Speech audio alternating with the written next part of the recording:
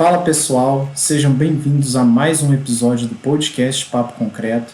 E nessa edição nós trazemos uma convidada muito especial, que é a Meline Lopes, e ela vai conversar um pouco com a gente sobre oratória, sobre como perder o medo de falar em público. Então se liga nesse episódio que tem muito conteúdo bacana para vocês.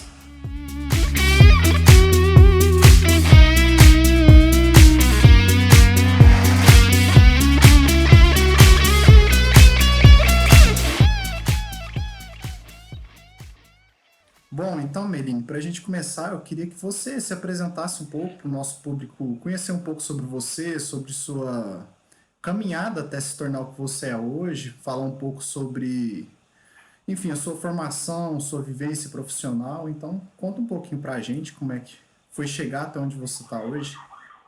Claro, claro. Primeiro, obrigada pelo convite. É muito bom para mim. Estou muito feliz em estar participando aqui do podcast com vocês e por ter sido encontrada pelo Instagram, que é a minha principal ferramenta de trabalho hoje. E foi por conta dele que eu iniciei essa jornada junto ao mundo da oratória em 2017. Para vocês entenderem um pouquinho, eu sou formada em jornalismo pela Universidade Católica de Pernambuco. Me formei em 2007 para 2008 e sempre trabalhei em televisão. Foi o meu primeiro emprego, sempre foi o meu grande sonho. Eu digo até que as minhas primeiras lembranças de infância era eu apresentando o Jornal Nacional na mesa de jantar da minha casa. E com 5, 6 anos de idade isso acontecia e eu sempre soube o que eu queria fazer, que era trabalhar na TV. Então, por volta dos meus 18, 19 anos, eu comecei a estagiar na televisão, depois entrei na TV como emprego. E daí, passei por várias televisões, tanto em Pernambuco quanto em Manaus, que foi para onde eu fui depois, que eu cheguei a apresentar o Jornal da Cultura e continuei sendo repórter lá também. Enfim, algumas TVs que me deram essa experiência, essa facilidade para comunicar, juntamente com a técnica do que eu tinha aprendido na faculdade e nas ruas também, fazendo minhas reportagens. E daí, quando eu decidi voltar para Maceió em 2012, o mercado daqui de jornalismo é bastante saturado, e eu me peguei pensando no que eu ia fazer, decidi estudar para concurso na minha área e me apaixonei pelo universo jurídico, especialmente por direito constitucional e administrativo, e decidi fazer uma segunda graduação. Trabalhando na TV ainda, fiz a minha segunda graduação e passei num concurso para ser assessora de comunicação do Sebrae em Alagoas. Nesse período, dentro do Sebrae em Alagoas, como eu era uma das mais jovens da instituição, a gente foi convidado a montar, a gerir um núcleo digital dentro da empresa.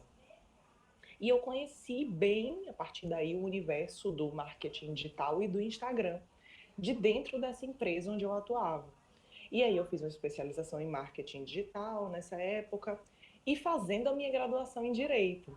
Por que que isso é importante? Porque na graduação em Direito eu sempre era chamada para fazer a apresentação dos trabalhos, para ir lá na frente, falar, porque embora eu sempre tivesse sido muito tímida, eu tinha muita facilidade para apresentar em público, para utilizar as técnicas e acabar convencendo nos júris simulados e etc.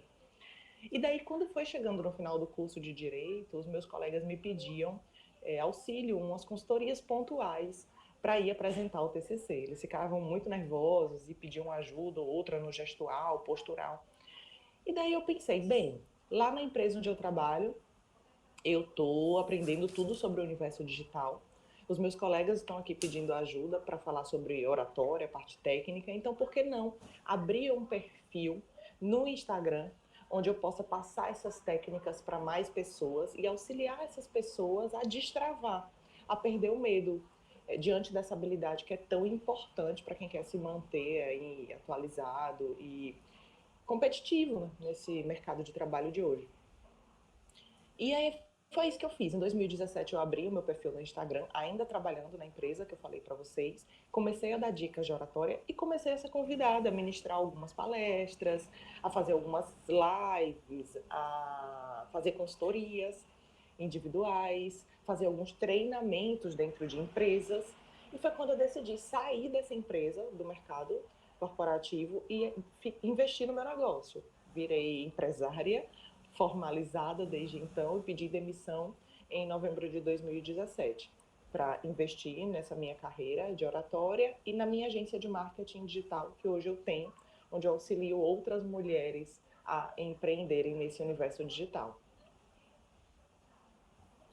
Ai, que bacana, Meline. E o mais legal é que a gente percebe que isso, a oratória está bem presente em você, assim, desde muito nova, né? Você falando que sempre gostava de apresentar, fazer jornais e tal.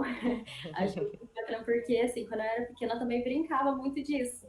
Só que hoje eu não... acho que a gente vai crescendo, né? E eu não desenvolvi tanto isso em mim, né? Eu não sou tão comunicativa assim. Mas a oratória é muito, muito importante. É uma habilidade que é muito exigida, né? Hoje no mercado. E também é muito vista, né? Quando fala de oratória, as pessoas dão até um medo, assim, que já vem de apresentações, enfim, falar em público e já dá uma tremida na base.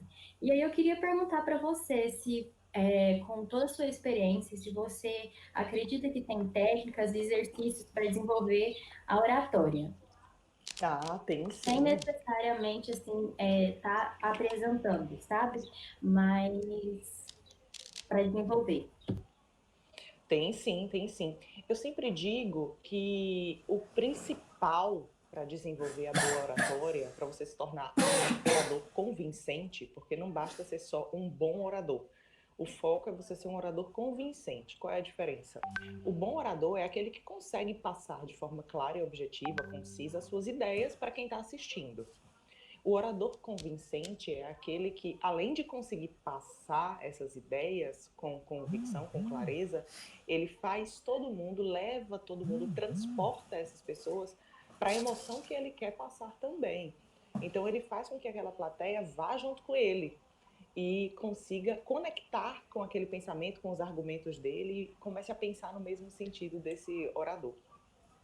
E tem muitas técnicas para que as pessoas possam desenvolver, inclusive sozinhas. Eu sempre digo que a maioria dos meus alunos, eles não precisariam de mim, por exemplo, para desenvolver a oratória. Mas o que acontece é que as pessoas têm medo de se ver e de falhar. De se ver falhar, então, nem se fala. Porque o primeiro ponto é você ter o autoconhecimento. É você saber quem é você enquanto orador. Então, a primeira técnica é se gravar, é abrir a tela do celular e gravar um vídeo, é você se ver diante do espelho e fazer um discurso na frente do espelho para se conhecer, é você fazer esse mesmo discurso diante da tela do celular, diante dos seus amigos, para que colham aí o feedback dessas pessoas, para que elas possam dizer se o assunto está fácil de ser compreendido, ou para que digam, de repente, reportem algum vício de linguagem. E a gente tem medo de se ver, a gente não gosta de ouvir a nossa voz, a gente não gosta de ver a nossa imagem na tela. E a gente não gosta de se ver errando, de se ver falhando. Inclusive, uma das principais necessidades do ser humano, diante ali da pirâmide de Maslow, que é uma coisa que a gente aprende na escola novo, é uma das necessidades principais, a de aceitação diante daquele grupo, diante daquela sociedade. A gente não quer perder isso. Então eu não quero lá na frente me expor e perder a admiração dos meus colegas de classe, perder a admiração dos meus colegas de empresa. Ah, eu pensei que fulano tinha um potencial, mas você viu como ele fala? Ah, fulano engasgou, errou, deu branco. Eu não quero me expor a isso. Mas a primeira técnica é o autoconhecimento. Eu brinco que tem um tripé, que é da técnica, o do autoconhecimento e, por fim, o do destrave do medo, o da coragem de você ir lá na frente e dar o primeiro passo diferente do que você tinha dado até hoje. Então, eu digo que é esse tripé. Primeiro você se conhecer, depois você aplicar as técnicas para mostrar confiança, mesmo que você não esteja confiante. E aí existem vários estudos, inclusive da Amy Cuddy, que é uma pesquisadora na área, onde ela percebeu que fatores externos influenciam na sua confiança interna. Então você precisa demonstrar isso através de uma boa postura, através de um bom olhar, através da posição até de Mulher Maravilha que ela fala, que é você se colocar ali como confiante, com uma postura confiante, uns 2, 3 minutinhos antes de falar, para entrar com uma cabeça erguida, também com o peito aberto. Inclusive, vários estudos em que as pessoas, e eu ia entrar nessa parte do mercado de trabalho agora, em que separaram uma sala em duas, e essa sala, metade entrou do jeito que queria na entrevista de emprego, a outra metade entrou depois de ter feito essa postura de confiança da Mulher Maravilha, E houve muito mais aprovações no lado que tinha entrado com essa postura, que tinha se preparado para entrar com essa postura. Então, ela mostra com isso, e o fato da gente mostrar confiança para quem está do outro lado é determinante para que as pessoas acabem acreditando naquilo que a gente vai dizer e, consequentemente, com o feedback positivo dessas pessoas é que a gente vai se enchendo de confiança. Então, não é o contrário. A gente acha que precisa estar completamente confiante sobre o assunto, que a gente precisa estar com a fala perfeita para daí sim subir no palco e falar sobre aquilo que a gente acredita e defender as nossas ideias. Mas é o oposto.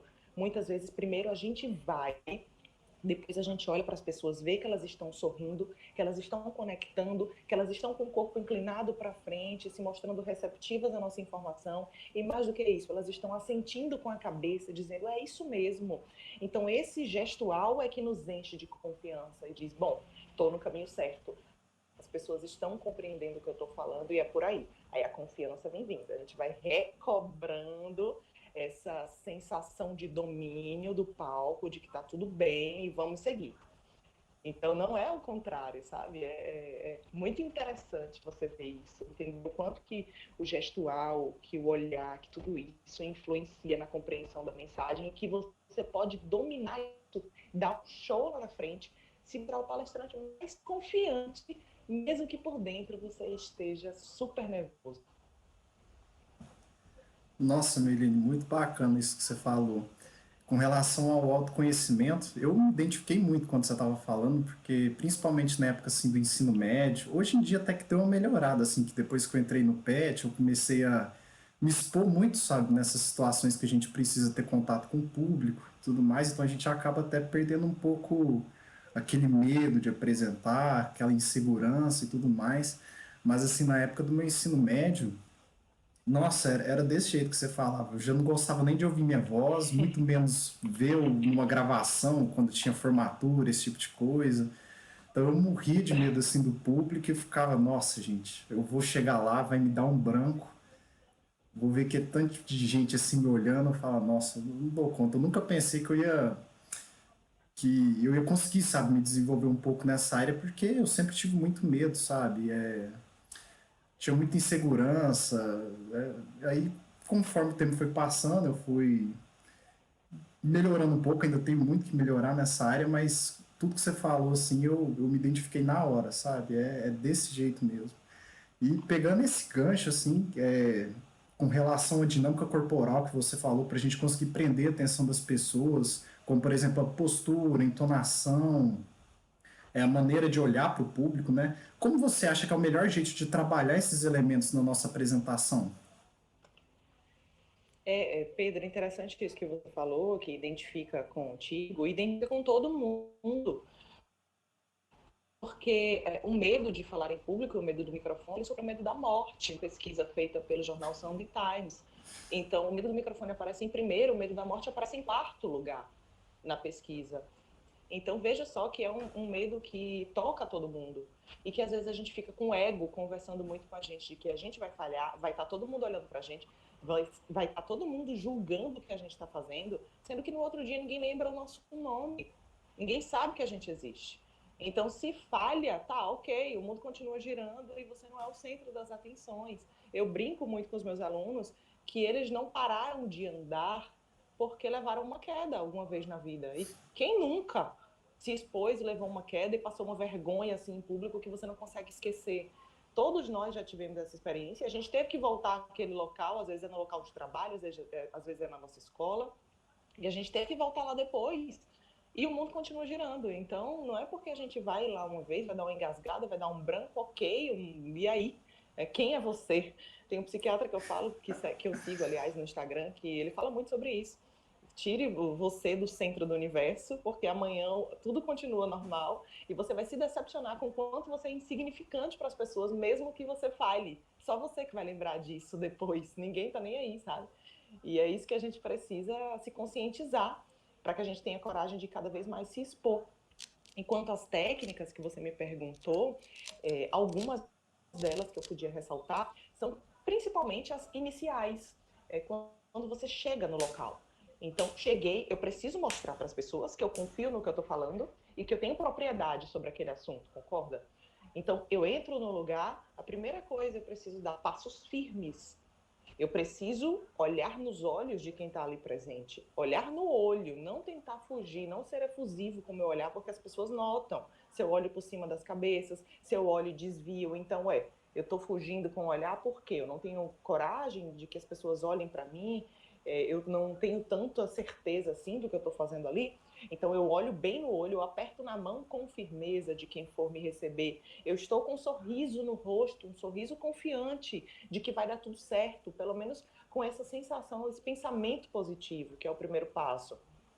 Me postei lá na frente, essa caminhada, da hora que eu entro na sala até a hora que eu vou me colocar lá na frente das pessoas para começar a falar, eu preciso estar com os ombros abertos, peito aberto, o queixo também bem paralelo ao chão, olhando nos olhos das pessoas, nada de queixo muito para cima para mostrar arrogância, prepotência, não é isso que a gente quer conectar, então muita humildade sempre, mas o queixo para baixo também não, nada de demonstrar submissão e de demonstrar vergonha nesse momento.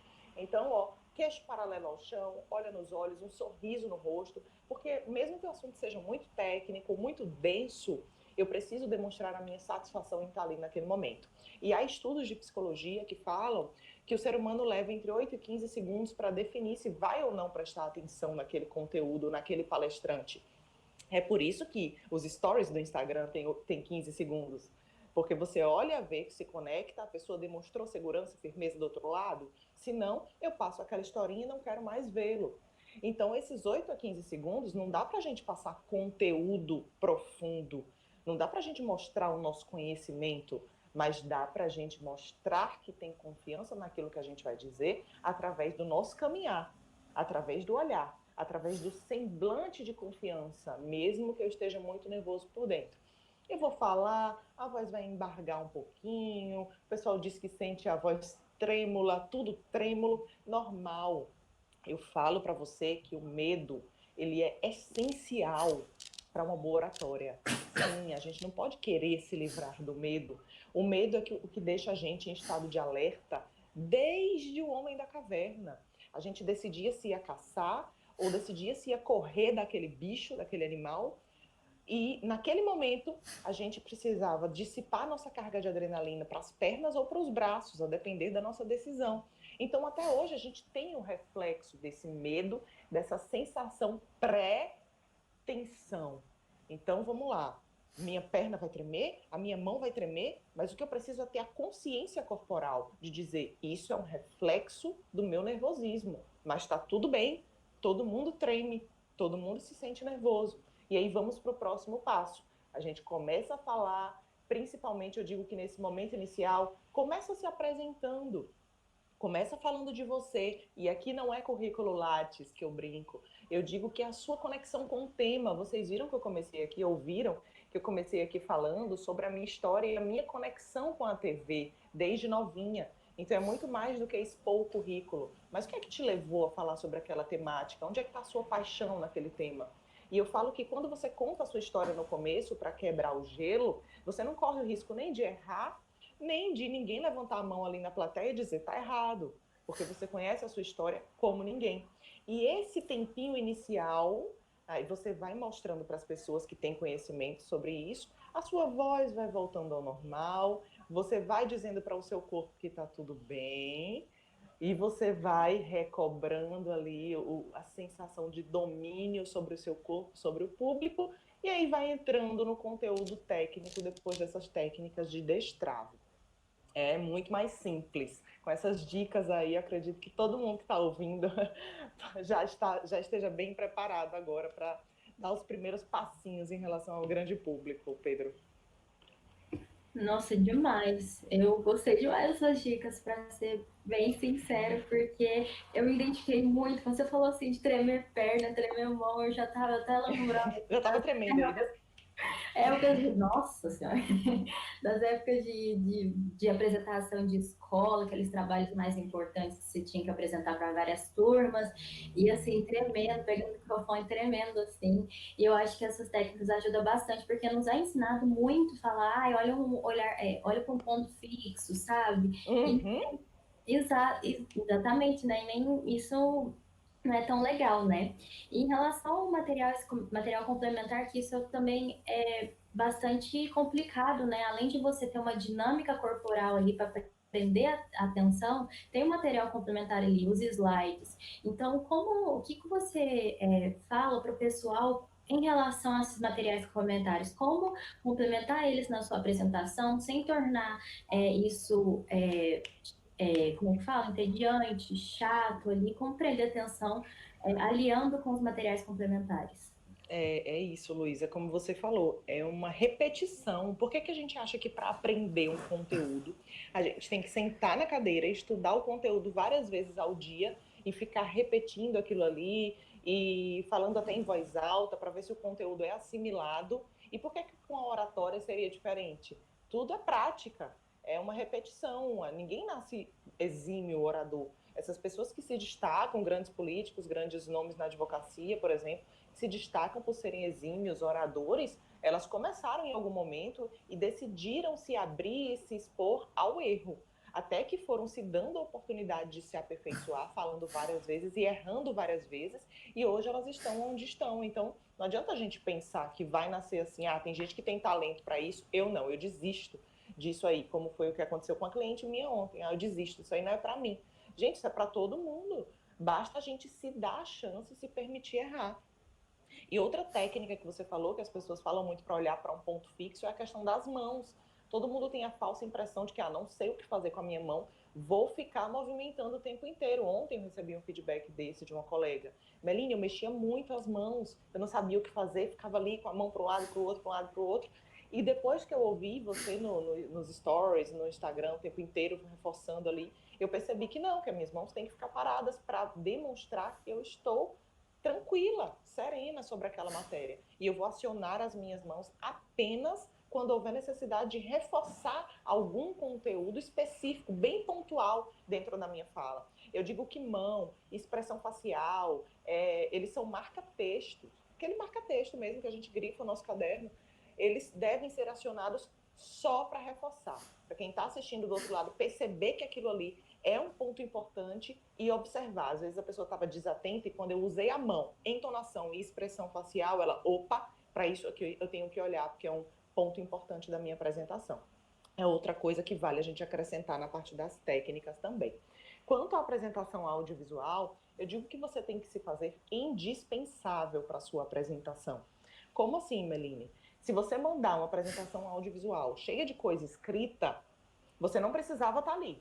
É só mandar os slides para a turma, que todo mundo vai ler, porque se a pessoa está ali, porque ela sabe ler, então todo mundo vai ler e você não precisava estar falando absolutamente nada. A apresentação deve completar a sua fala e não o contrário. Não está ali todo o conteúdo escrito na tela para que as pessoas que estejam assistindo comecem a ler e aí desprezem aqueles 8 a 15 segundos iniciais que são importantíssimos para conectar contigo e já não queiram mais prestar atenção em você, já fiquem completamente dispersas, já leram o que estava ali, então agora já posso mexer no celular. Não, eu devo apenas colocar tópicos, 2 ou 3 palavras no máximo, para que as pessoas fiquem curiosas para o que eu venho falar depois, para o que eu venho a falar depois, desculpa. Eu sempre digo que a maior moeda que nós temos hoje é o tempo. Então, não jogue fora o tempo, respeite o tempo de quem te ofertou essa moeda indo para ali te assistir. Ela despendeu uma parte do tempo dela para estar ali. Então, não desrespeite isso colocando tudo por escrito, porque ela poderia estar em casa lendo um livro sobre a matéria, ou vendo algum vídeo no YouTube, ou ouvindo um podcast interessante sobre o tema. Ela escolheu ir te ver. Então, você deve respeitá-la e só completar a informação, só colocar tópicos para você despertar aquele gancho. Eita, peraí que eu vou falar sobre isso agora. Agora é essa fala aqui. E você que tem o conteúdo, afinal de contas você foi chamado para falar sobre, então provavelmente você domina o conteúdo e vai retirando as coisas ali da sua cabeça, a parte técnica. Então é interessante isso, você agir com respeito. em relação ao seu público. Só completar, de preferência, nada de recursos de transição entre um slide e outro, nada de música, efeito sonoro também entre um slide e outro, nada que possa dispersar do mais importante. Eu falo que, inclusive, aqui a roupa que você está usando não deve chamar mais atenção do que a sua fala, que é o protagonista da noite. Inclusive na TV, na época em que eu trabalhava na TV, a gente não podia utilizar esmalte muito chamativo, batom também não, nada de brinco muito grande, acessório muito grande, porque eu estava ao vivo. Então, se a pessoa prestou atenção no meu colar, na minha unha, quis olhar para o meu brinco de forma mais detalhada, ela perdeu a informação, que era o mais importante. Hoje a gente está na era do on-demand, as pessoas podem ir lá consultar de novo o vídeo, aquela matéria no YouTube com muito mais facilidade. Então, isso foi um pouco relaxado, essa regra ao longo desses anos. Mas, numa apresentação dentro de um auditório, uma apresentação ao vivo, onde você está ali falando diretamente com o público, se uma pessoa parou para observar algum detalhe na sua roupa, ela não tem como voltar e assistir de novo. Isso se torna ainda mais importante. Então, eu tenho essa noção de que, eu sou o protagonista daquilo, a minha fala deve sobressair em relação à minha vestimenta e em relação ao meu material audiovisual também.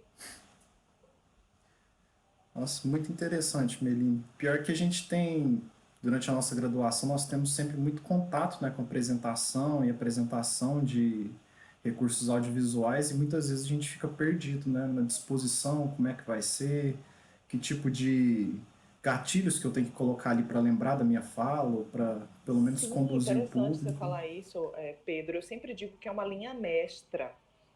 É uma linha mestra do começo ao fim da apresentação. O que você deve fazer é começar pelo fim. Então, eu quero levar as pessoas a tirarem esta conclusão aqui. Então, eu tenho meu slide final. Daí, do fim, é que eu vou voltando para o começo e pensando na linha lógica sequencial que vai levar aquelas pessoas até o fim.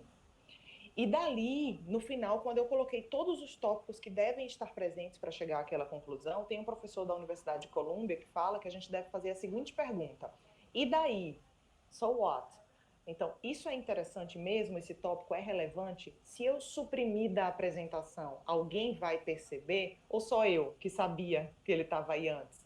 Se ele não tiver relação naquele momento, a gente não precisa esgotar a matéria inteira naquele slide, naquela apresentação, naquela meia hora que a gente tem. É impossível. Então, eu corto, eu vou suprimir e deixar para uma outra oportunidade e deixo apenas o que é relevante. Isso é bem interessante também. Nossa, é porque é uma coisa que é muito importante a gente tentar aprender desde o começo, né? Colocar em prática nas nossas apresentações e realmente a gente fica muito perdido às vezes no começo para tentar encaixar não só os fatores assim relacionados ao nosso recurso audiovisual, mas também conseguir conectar com a nossa postura e fazer tudo ao mesmo tempo, dar tudo certo, sabe? Mas essa dica realmente de começar pelo final, de tentar conduzir o nosso público para um ponto, é uma dica muito válida. Acho que é algo que eu nunca tinha pensado antes, sabe? E é Gostei bom levar um bastante. papelzinho também. Ah, Aquele é? papelzinho que vai estar ali na mesa, ele vai ser sua colinha, eu digo que é o HD externo, você provavelmente não vai precisar ler. Vamos supor, você tenha colocado lá no slide uma palavrinha ou duas, vamos lá, técnica de oratória. Eu entrei nesse slide. E daí eu coloco lá no slide, mãos. Tá lá, mãos. Eu não estou dizendo o que tem que fazer, a pessoa não sabe, ela precisa de mim para saber. Eu vou apresentar naquele momento. E daí tem um papelzinho em cima da mesa com mais 2 ou 3 tópicos que tem que estar dentro de mãos, caso eu esqueça de alguma coisa. Então eu tô lá, vou me dirigindo para minha mesa, tomo a minha aguinha, pego o meu passador de slide, olho no papel e tenho lá aqui, mãos, não movimentar. Ah, então, gente, vocês precisam saber de início que o ideal é não movimentar as mãos o tempo inteiro para dar para... E entro na minha parte técnica mesmo, no que eu domino verdadeiramente. Aí tá lá, mãos, quando mexer, quando movimentar. Ah, tá. Então as mãos, elas precisam ser só um reforço da fala. Então, são mais 2 ou 3 palavras, subtópicos, que vão me deixar atentos para o que eu tenho que percorrer dentro daquela parte específica da apresentação, sabe? E quando você passou por escrito, você provavelmente já reforçou ali seu aprendizado, você não vai precisar nem ler o papel mais. Mas é só aquela garantia de que não vai me dar um branco, porque eu sei que o papelzinho está lá em cima, caso eu precise. Nossa, perfeito. Eu também nunca tinha utilizado essa técnica de utilizar um papel assim. Mas é uma coisa que é válida, né, para a gente tentar aproveitar ainda o nosso período de faculdade, que tem muito a acrescentar para a gente tentar colocar nas nossas apresentações. Eu realmente nunca tinha ouvido assim essa dica.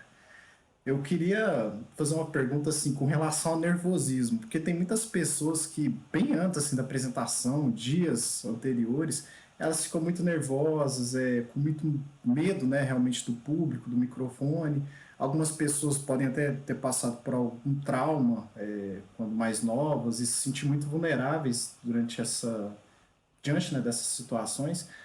Qual você acha que é o melhor meio de lidar com esse nervosismo, sabe? Principalmente com relação às pessoas que sentem muito esse nervosismo. Você ter noção de que esse nervosismo acomete a maioria das pessoas. E que tá tudo bem, que essa é uma reação natural do seu corpo àquele momento, aquela tensão. Eu costumo dizer que a gente tem que ir, em muitos casos, a gente tem que ir com medo mesmo, pensando na recompensa, focando no nosso propósito. E daí, por que é que eu decidi me dedicar tanto, estudar tanto aquele tema? E eu estou recebendo agora uma oportunidade de mostrar para as pessoas que eu tenho autoridade naquele tema. E é uma oportunidade que alguém pode estar me assistindo e pode ser o meu futuro empregador, pode ser o meu futuro sócio, pode ser um investidor para minha marca. Eu costumo usar o meu exemplo do avião. Eu nem sempre fui muito adepta aos voos, principalmente depois que eu tive filho, a gente fica um pouco mais medroso. E eu ficava muito tensa 2, 3 dias antes de viajar. Só viajava com medicamento controlado. Era um estresse para todo mundo que estava ao meu redor. Os meus colegas até diziam: olha, lembra de nunca mais eu viajar contigo, porque você deixa todo mundo nervoso. Ficava sem comer, a barriga se manifestava. Enfim, era um estresse generalizado. Mas eu nunca deixei de viajar. Todo ano eu me programava para fazer uma grande viagem, focando no meu objetivo, que era chegar lá, que era compartilhar experiências, que era visualizar paisagens incríveis. E muito marcante para mim foi quando eu fui ao Chile em 2017, acho, que eu lá de cima do avião, meu sonho era ver a neve, e eu lá de cima do avião olhei para aquelas montanhas cobertas de neve e eu comecei a chorar. E todo o meu medo se esvaiu naquele momento.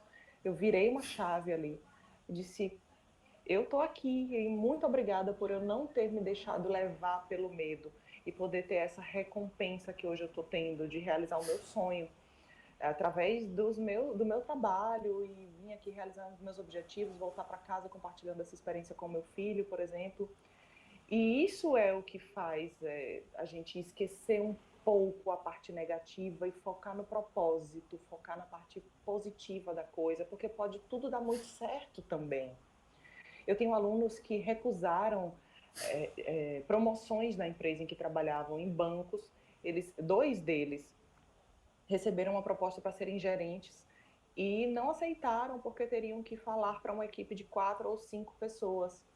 E veja só que grave que é uma pessoa atribuir uma função de confiança a você, confiar no seu potencial, acreditar que você é capaz, entregar aquilo nas suas mãos e você não acreditar que você é capaz de romper com aquela barreira e fazer isso. Então as pessoas confiam mais no seu trabalho técnico do que você mesmo.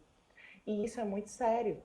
Então, para quem tem muitos bloqueios, para quem passa por isso de forma muito profunda, sofreu algum trauma, eu sugiro realmente buscar o autoconhecimento e a terapia para tentar destravar isso. Mas para quem tem aquele receio, aquela ansiedade que é normal, saiba que parabéns, você é um ser humano como outro qualquer.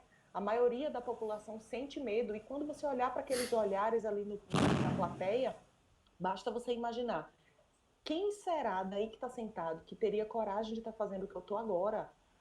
Quem será que teria coragem de levantar aqui e apresentar o seu conteúdo melhor do que eu estou fazendo nesse momento? E você pode ter certeza que a resposta é quase ninguém. Então você está se sobressaindo e está virando uma inspiração para outras pessoas. E eu tive a certeza disso quando eu trabalhava ainda em 2015 na minha empresa, nessa que eu falei, na empresa em que eu passei no concurso, que eu fui ministrar uma palestra para as pessoas e eu acho o assunto que a gente acha, o assunto que a gente domina tão banal. Ah, todo mundo já sabe sobre isso, pelo amor de Deus, eu já sei disso, eu estudo tanto. Mas para quem está vendo a primeira vez, aquilo pode ser um destravar e uma oportunidade imensa. E ao final dessa palestra, que eu falava sobre marketing pessoal e dicas de oratória, que para mim é uma coisa, meu Deus, que desde 2005, 2004, que eu falo sobre essas técnicas, uma moça chegou para mim ao final da palestra e disse: Meline, você falou tudo que eu precisava ouvir. Muito obrigada pelas suas palavras.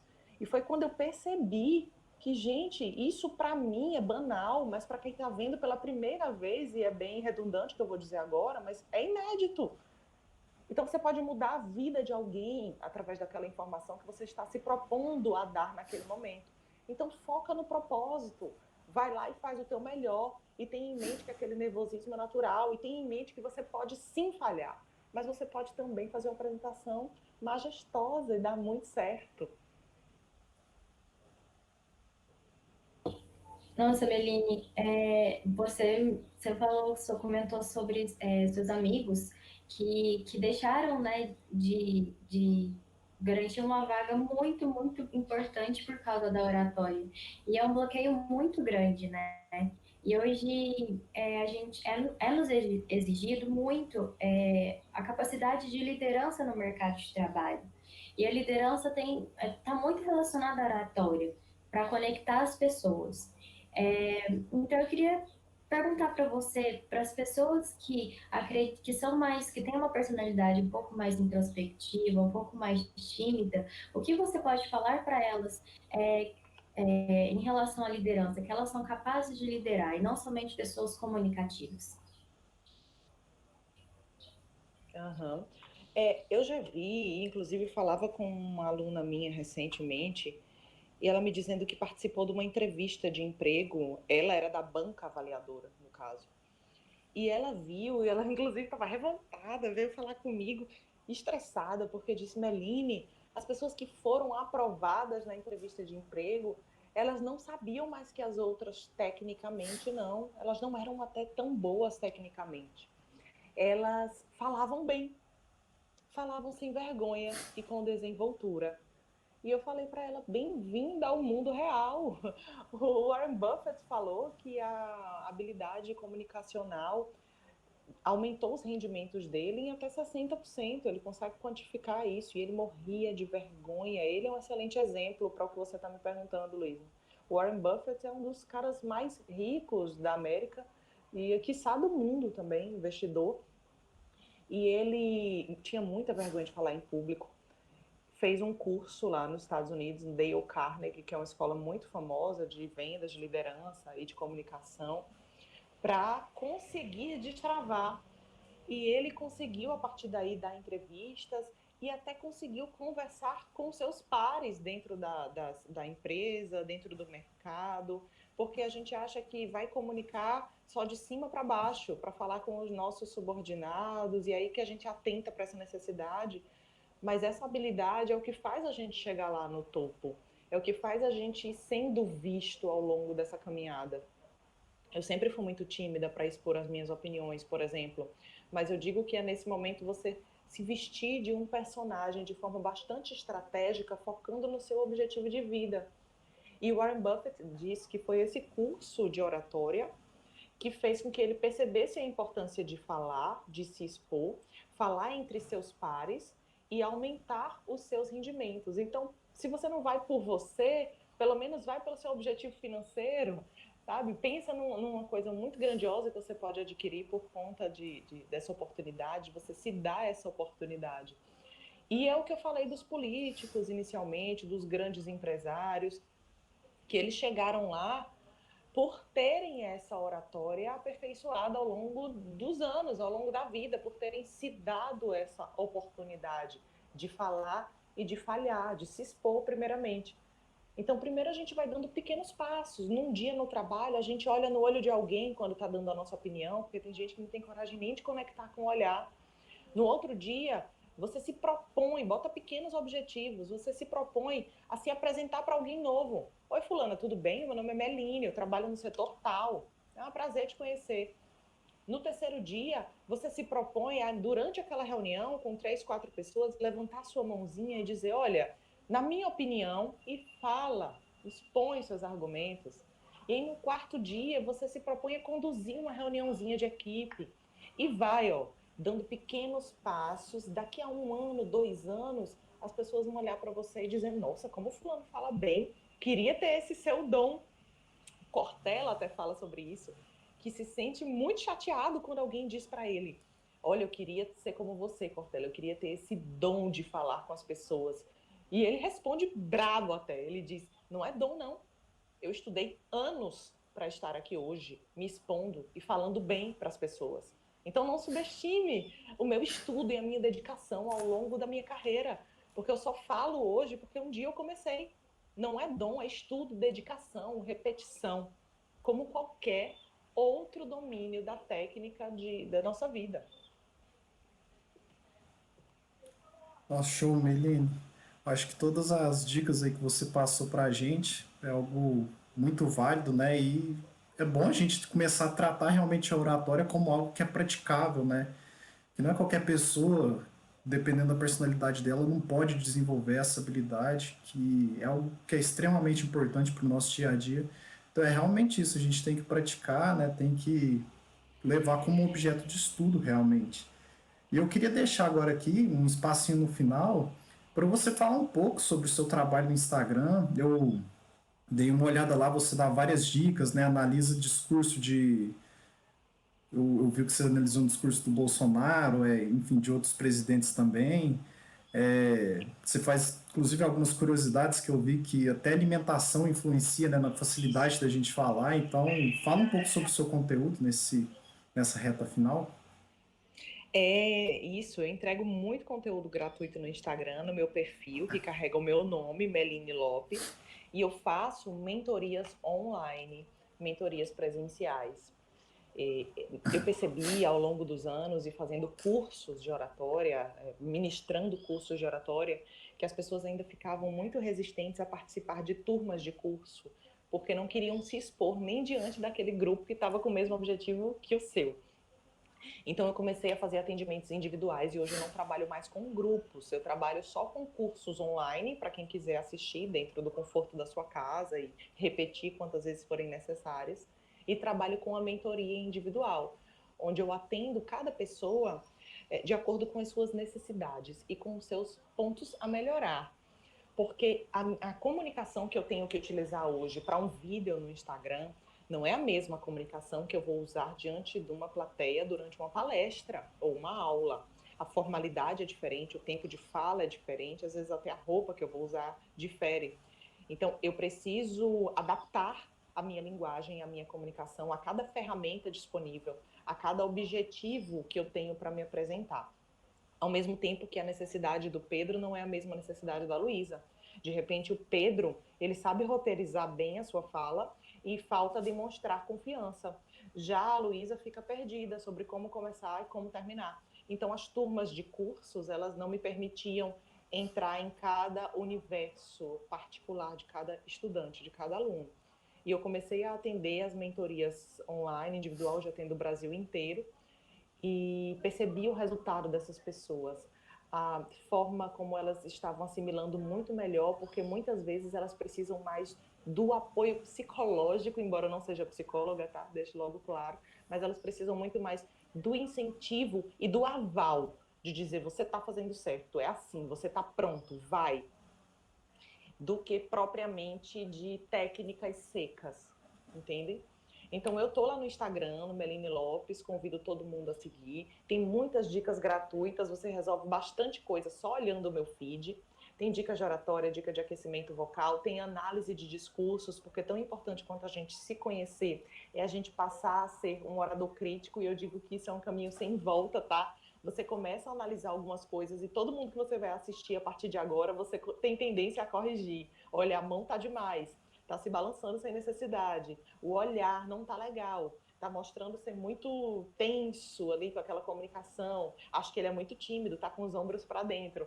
Então é muito importante você ter essa análise crítica e começar a ver como que o gestual conecta com as pessoas, ou não conecta, no caso, para você extrair o melhor de cada orador e entender por que ele falou tão bem, o que é que naquela fala te deixou tão focado e tão confortável, de repente, com aquela pessoa. E ir aplicando algumas técnicas no seu dia a dia enquanto orador. Então, tem muito conteúdo bacana e grátis. Para quem não quiser uma mentoria agora, ou uma consultoria pontual, ou de repente um curso online, mas tem lá uma gama de coisas interessantes para vocês assistirem.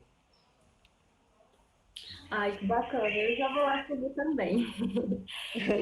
Meline, muito obrigada por ter aceitado o nosso convite. Eu o Pedro, em nome de todo o PET Civil da UFO, agradecemos muito a sua presença aqui no nosso podcast e fica aí aberto, se precisar de nós em algum momento, pode contar conosco. E obrigada por esse podcast incrível, que eu tenho certeza que ajudou muita gente com tudo que você falou. Obrigada mesmo, viu?